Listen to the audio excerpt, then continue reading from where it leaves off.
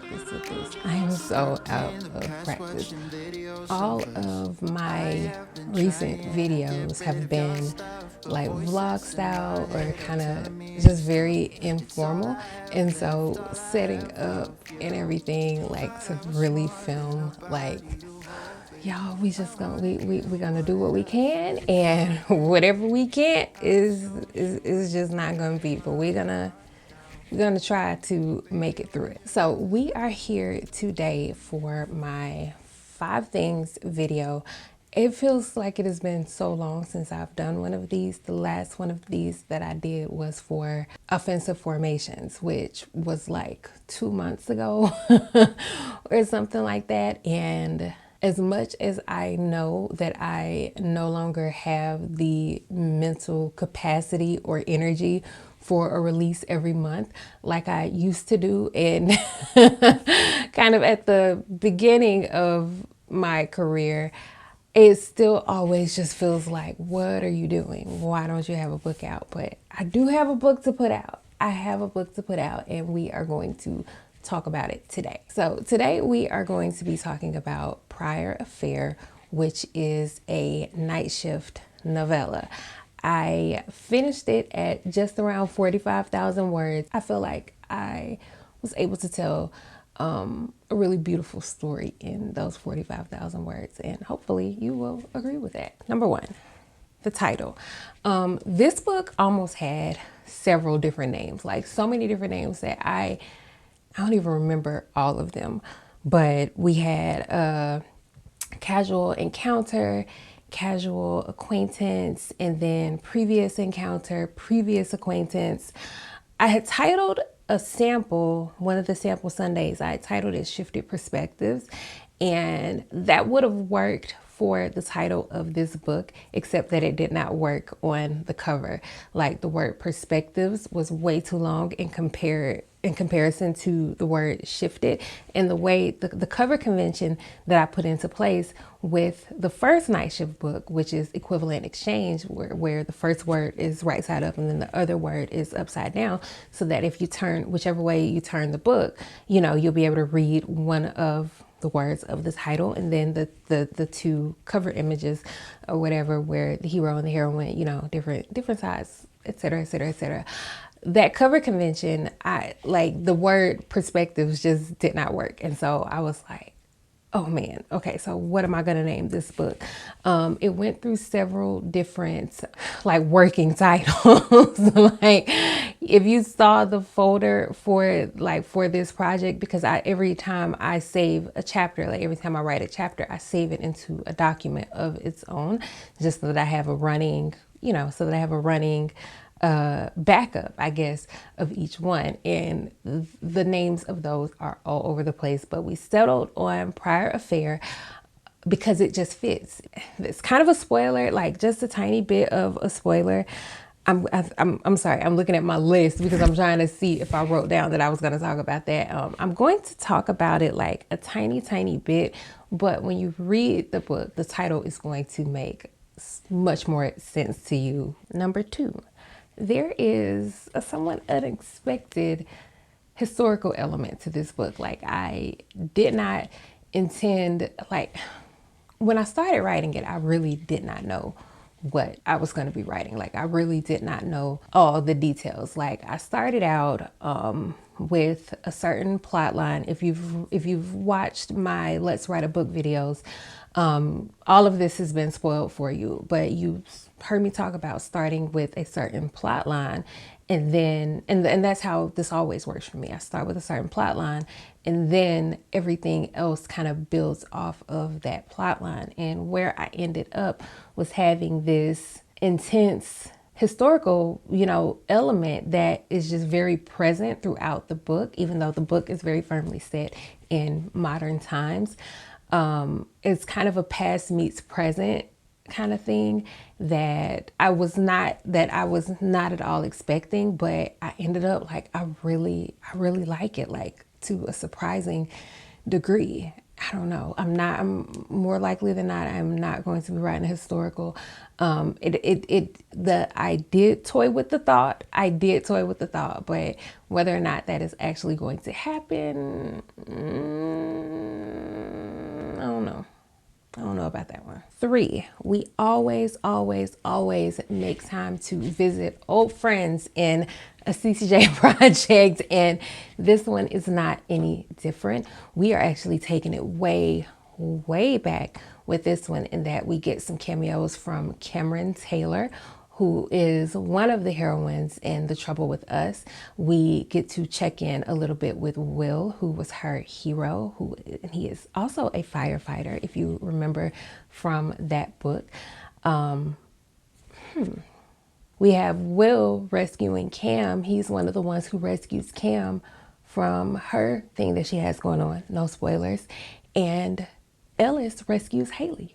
That is a parallel that I literally did not think of until just now. So that's cool. We do get to check in a bit with Karis and Laken. I don't think it's too much of a spoiler to tell you that Karis and Laken actually get married in this book. If you remember at the end of Equivalent Exchange, it's romance. It's not a spoiler. But if you remember at the end of Equivalent Exchange, there was something that they were going to do in the span of a year, or like a year or so. And so they're doing that thing, which is, I guess, getting married. I don't know why I'm being cagey about it. It's a wedding. I don't go into like a ton of detail or anything like that with the wedding, but there is a scene that happens at the wedding that I get to bring in, just kind of bring in some other details and, just kind of connect it all. 4, I did so much unnecessary research for this book. So much unnecessary research. And I say it's unnecessary, but I like having the information so that as I'm writing and as I'm putting in little tidbits, etc., it flows naturally because it's information that I've researched and that I know. But I know so much about the beer brewing process that added on to the process, from learning about the process through writing Equivalent Exchange, which focuses heavily on Night Shift, which is a brew house and bar. Ellis, we actually first meet Ellis in Equivalent Exchange. He is a member of the BBC, the Brothers Brewing Club. So we actually meet him back there, but where there is just a tiny bit in this book, but there is so much more that I researched and learned, like down to like figuring out recipes and additives and just so much that does not make it into the book at all. And the same with Haley. Haley is a writer and she takes a job at Sugar and Spice. And I did so much research on like her title and job role, only to end up making up essentially a job role for her that fit, what I had in mind. And so all of it was just down the tube because none of it actually made it into the book. But that's a pretty normal thing for me at this point, I think. And good old number 5. I feel like I'm making great time. I'm making such a good time. The supernatural elements in this book. If you read Equivalent Exchange, you know that there is just the slightest, if you want to call it that, paranormal element or magical realism, however you want to refer to it, supernatural, weird, however you want to refer to it, there is a thread of that in that book. That thread continues in this book, and I believe it's going to continue in any book that I write in this series because it's fun. It's fun, even though the whole time I'm like, oh my God, this is so corny, or this is so, nobody is gonna buy this. I'm asking for too much suspension of disbelief, etc., etc., etc. I actually love it. I actually really, really love it. And I really, really adore Ellis and Haley.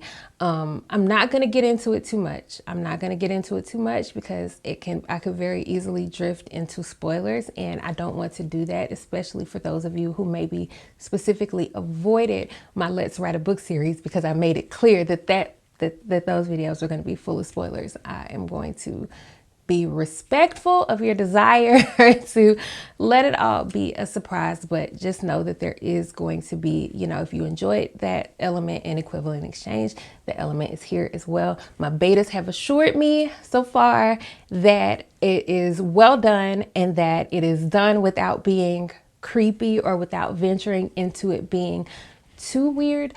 So I don't I don't know, you know, read at your own risk.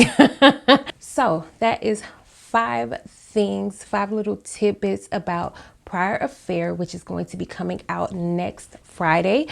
This video should not be confused with my pre-release thoughts. I have not given you my pre-release thoughts yet. Those are coming. That will be next week. This is just a little more of like an overview, just like some little informational type things, I guess. This book will not be available on Amazon or any other retailer except my CCJ Romance store. If you are interested in reading this book, you will have to purchase it from the CCJ Romance store.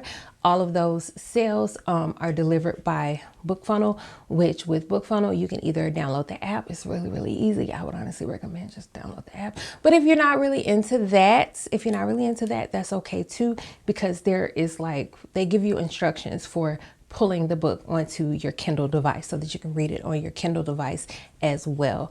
But you will not be able to purchase it on Amazon. Additionally, this project will not be available in KU. It will not be available in KU because if I put it in KU, it means I cannot sell it anywhere else. And I would like to be able to sell it other places. I would like to be able to do library placement, etc., etc., etc. And so that's where we are with that. If you've hung out with me this long, even though I still ended up talking longer, thank you so much for kicking it with me. Thank you for your support of my channel and my work. Drop a comment below letting me know what you think I should write next. Now, to be very clear, this is just for fun. This is just for fun. You know, if you've been watching this channel, you know how the noggin works on this one. So this is just for fun. I am just curious. What do you think I should write next? I want to write romantic comedy, but I wanted to write romantic comedy before I wrote this book too, and that didn't work out. So who knows? But as always, thank you guys for watching, and I'll holla. Bye.